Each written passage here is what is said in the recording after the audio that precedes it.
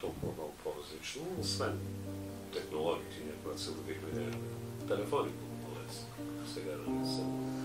Но аз не се притеснявам от технологиите, нито от изкуствения интелект и така нататък. Дори аз се кабаркам с изкуствен интелект, понякога го ползвам, в смисъл пускам за майтап да преведа нещо. И като вижда как го е превел той, особено ако трябва цяло изречение да направи, си казвам, Господи, аз мога да работя още по 100 години. Спокойно, имам предвид. Що се отнася до новите технологии, които младите, разбира се, ползват много по-активно и по-добре от нас, предполагам, те също не са заплаха, напротив, те са чудесно средство за производство. 90 години и 80-те превеждахме на печатна машината, екземпляри, индиго, коректор, грешка, късаш листа, пишеш на ново и така нататък. Сега с компютъра, това става за секунди.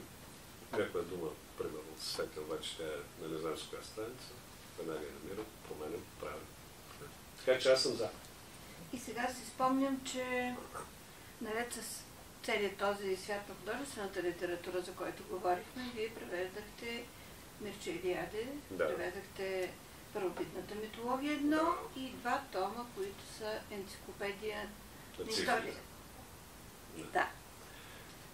Как се превежда един такъв енциклопедичен сборник? Ако говорим специално за цифрите, там сме колектив, както се казва, там сме екип, не съм сам. Защото аз си спомням как разказва за тези издания един, как се разказва в пахалото на Фуко, един еко. Ами не знам, аз много обичам. Имам не само тези, имам и научна, по-скоро публицистична литература, примерно Куба Либре, издателство Рива и така, толкова голям формат. Изключителна книга на един Емил Амар, мисля, че се казваше, кубински емигрант и испански по-настоящен журналист, който описва целия ужас на кубинската революция, който напълно различава мита за красивия Че Гевара, който младежите днес носят с удоволствие на фанелката си, не знае, че става въпрос за един садист, не по-малко страшен от Хитлер или Гьобелс. Със същото мисля, един садист, който изпитвал огромно удоволствие лично да измъчва и да убива хората. И нощем за развлечение е правил това. Така че като се видите фанелка с Че Гевара, имайте за какво става дума. Споменахте Мирча Илиаде, което пък там вече ме интересува. Просто се занимавам с история на митологията и това за мен беше мана небесна, която Вера Ганчева ме даде за издателство Хемос, тия двете сакралното и профанното и Ковачево химици. Аз подскочих от щастие, ще имам възможност да го превеждам Мирча Илиаде. Така че имам доста и такива, кажем, научни книги. Там подходът е съвсем различен, защото там вече тези книги ги вземеш само ако имаш личен интерес, ако темата те вълнува, ако имаш някакви предварителни познания, ако нямаш интерес, няма смисъл. Смисъл, тогава ще бъде някакъв прост технически превод и може да се даде и на изкуствените литература. И бих искала да ви върна към Варненската библиотека. Да. Към твоите кражба. Днес си признах един грех.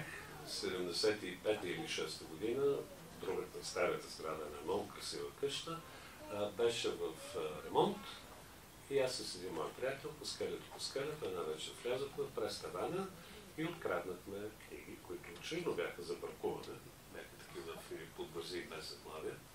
Аз откраднах няколко книги на Джек Лондон, моят приятел на Жил Верн, и днес изповядах своя грях толкова години по-късно.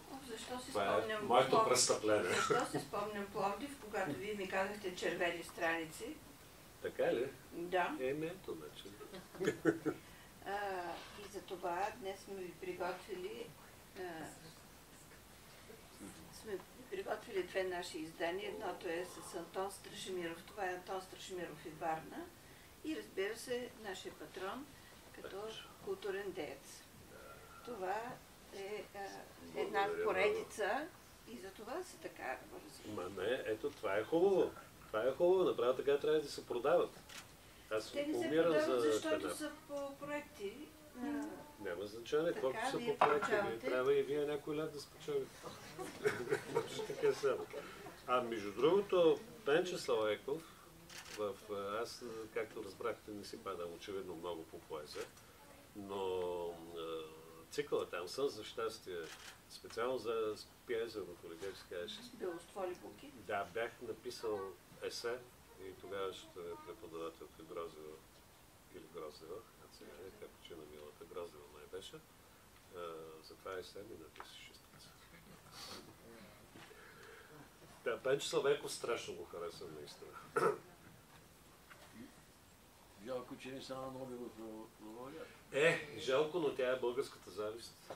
Така е, ние скоро няма да имаме Нобелов лауреат, не защото няма да ни оценят подобаващо, защото тук вътре ще се самоизядем най-напред. Виждате какво става покрай Георги Господинов, какво става и с Милен Русков и така нататък. Това са грозни български историки. Благодаря. Това е последно запитване въпрос. Аз имам един въпрос. Изкуственият интелект няма ли да ви отнеме занимание? Не, аз вече го казах. Никакво съмнение нямам. Изкуственият интелект е нещо изключително полезно, което ще се развива и ще продължи. Има много области, в които той има абсолютно приложение, включително по отношение на правото, така наречени технически превод, и за тези заклетите преводачи, които работят това, тях може да ги отмени тутък си. Никога не може да хване човешката емоция, субтилността, пластовете и така нататък. Той затова, когато му се даде малко по-такъв текст, той болва нещо абсурдно, смешно. Но следващото поколение изкуствен интелект, което има вече емоции. Сега, ако вярвам на фантастите, които на времето четах 70-те години, да, на Изак Азимов, ако вярвам, даже сигурно ще се бием с тях. Но нека това да го оставим за тези деца, не за нас. Вие стоите точно срещу един философ с паното с 140 годишната на нашата библиотека и този диалог говорите някакси през времето. Но нека да бъдем реалисти и да кажем, нашият разговор беше тук, сега и беше благодаря. Удоволствие за всички нас. Благодаря, аз много е мило, че... Ще ви поканя да дойдете отново. С най-голямо удоволствие. Не става, че само това са ми поводи да дойда на Варна. Дами и господа, да благодарим на нашия гост. Благодаря. Надяваме се, че разберете нашите дарове. Те не са данайски. Изключително. Фимео Данаус е тонът на радост.